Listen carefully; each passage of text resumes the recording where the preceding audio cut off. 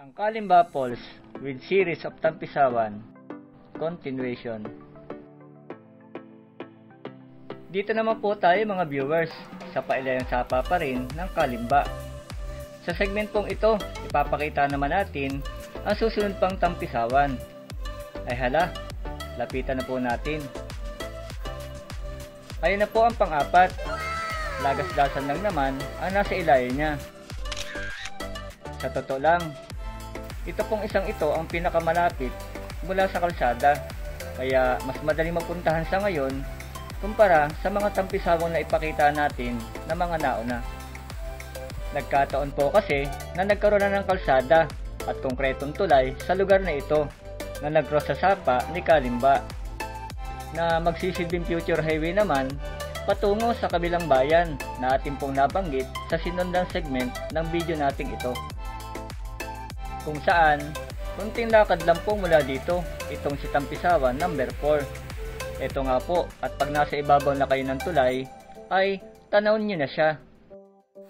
Kaya sa lahat po ng mga Tampisawan sa kahabaan ng sapa dito, ito po ang pinaka nagiging puntahin na ng mga tao, dahil nga po sa pagiging accessible niya, kumpara sa iba pa sa sityong ito.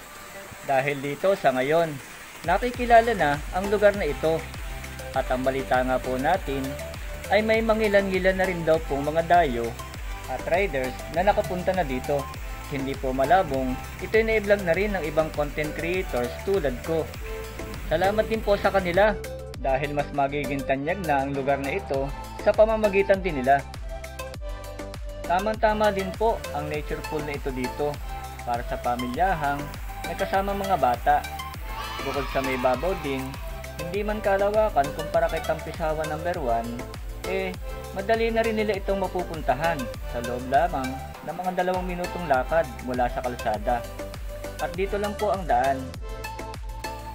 Malinis-linis na rin po ang paligid.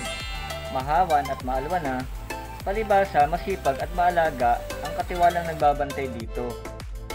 Kung kaya, pagdating sa pestohan, madami na rin po kayong pagpipilian dito. At hindi rin naman gaanong bilad sa init dahil sa mga punong nasa paligid nito. Sana all. Bagamat wala pang bakod, ang pagparito po ay halos libre at hindi may tuturing na entrance fee. Ang nakapaskel na kada tao ay halagang 20. Saan pa kayo? O ha? Fresh naman. Running water pa. At feel nyo talaga ang natural niyang ganda. Madali lang pong makarating dito. Basta may sasakyan lang kayo, anytime pwede na kayo makapag-dive dito. Basta magpaalam lang po sa nangangalaga ay makakapag-enjoy na kayo kahit maghapon dito. Siyempre, dapat may baon lang po kayo.